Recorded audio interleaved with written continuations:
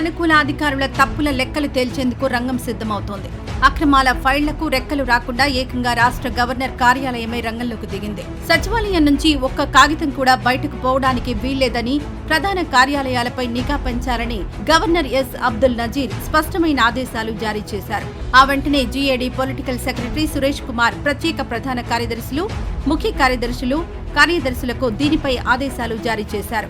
Additional commandant battalions Prakash నేతృత్వంలోని బృందం బుధవారం ఇక్కడకు చేరుకుంది. కార్యాలయానికి సీలు వేసేందుకు సిట్ డీఎస్పీ ధనుంజయ్ నిరాకరించారు. అక్నాలెడ్జ్మెంట్ కావాలని, ఆదేశాలు కావాలని సహాయ నిరాకరణ చేశారు. దీంతో నేరుగా డీజీపీ హరీష్ కుమార్ గుప్తా జోక్యం చేసుకున్నారు. దీంతో సిట్ ఆఫీస్ ప్రధాన ద్వారానికి సీల్ పడింది. అక్కడ ఏపీఎస్పీ పోలీసులను కాపలా పెట్టారు. వైఎస్ జగన్ అధికారంలోకి రాగానే చంద్రబాబును టార్గెట్ చేశారు. రాజధాని భూముల్లో inside trading, inner ring road, fibre net, skill development కార్పొరేషన్లలో అక్రమాలు జరిగాయంటూ ఆయనపై కేసులు పెట్టారు. వైసీపీ ఖాకీగా పేరుగాంచిన కొల్లి రఘురామరెడ్డి నేతృత్వంలో ప్రత్యేక దర్యాప్తు బృందం ఏర్పాటు చేశారు. ఎలాంటి నోటీస్ ఇవ్వకుండా స్కిల్ డెవలప్మెంట్ కేసులో చంద్రబాబును అర్ధరాత్రి నంద్యాలలో అరెస్ట్ చేసి రాజమహేంద్రవరం జైలులో 52 రోజుల పాటు బంధించింది. మిగతా కేసులో చంద్రబాబు ముందస్తు బెయిల్ తెచ్చుకోవడంతో సిట్ పని ఆగిపోయింది.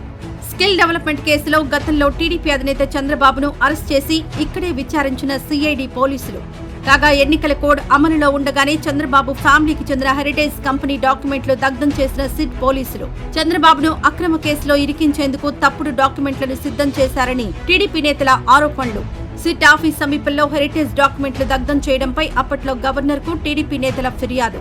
గవర్నర్ ఆదేశాల్లో భాగంగానే తాడేపల్లిలోని సిట్ ఆఫీస్ కు తాళాలు. ఈ వీడియో నచ్చితే లైక్ చేయండి, షేర్ చేయండి.